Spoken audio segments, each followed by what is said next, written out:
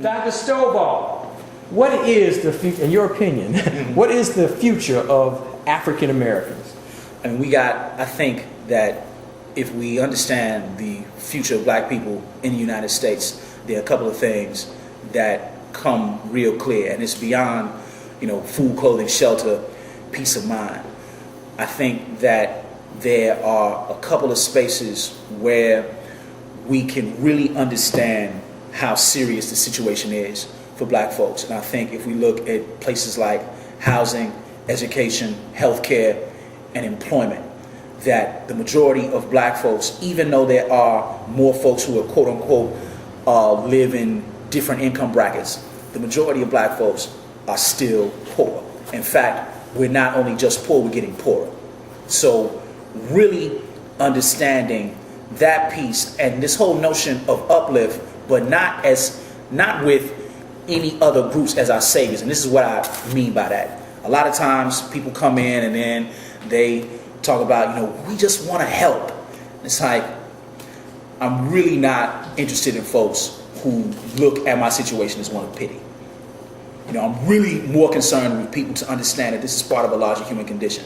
And if they don't understand that, then I'm not necessarily entertained or want to work with them. I'm really, really, really concerned about people who understand how the situations of black folks in the United States are connected to other people in other parts of the world. So this is not just a localized thing. As much as it is local, it is global.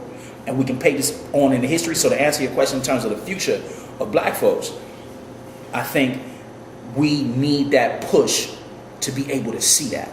Because if we're able to see that, then my argument is that we're able to move in the world differently. We're able to make different decisions. If we got that critical analysis, if we can push that critical analysis, then our decision making becomes different.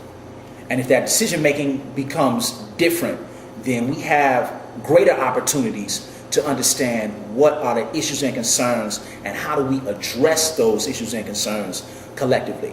And one of the places to really engage that kind of critical analysis I see is schools. So are we hurting? Yes. Is it serious? Yes.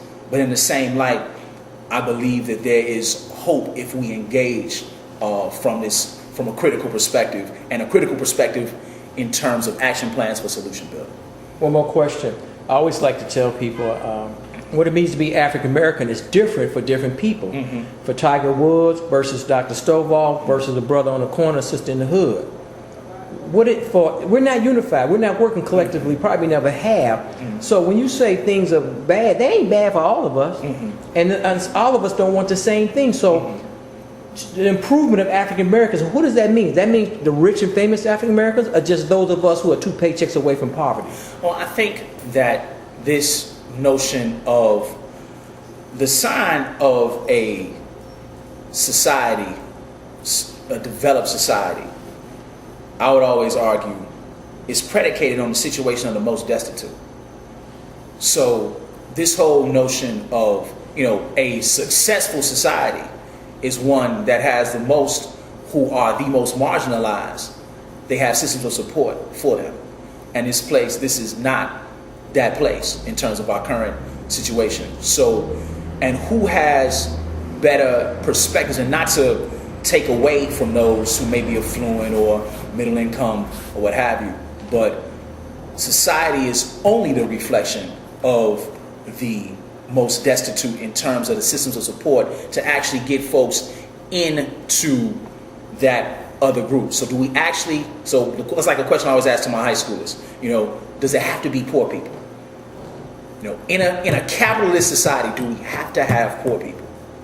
And then that question really rings loud in terms of talking about the situations of black folks, and then not so much looking at, that's on them because we good for that.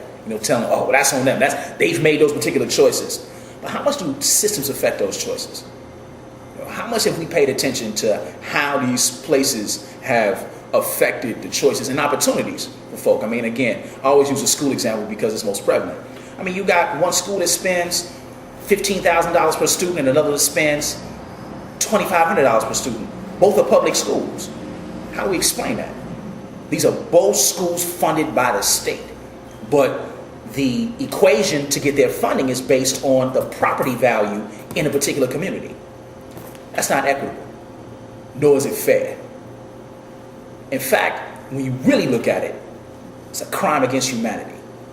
And to really understand that in terms of these people, when you're talking about the advancement of society, despite the income bracket and places that folks might be, if they're poor, what have you, when you look at young folks, we're destroying the ability to advance the larger society, because in those groups of young folks might be, it sounds cliche, but it's real.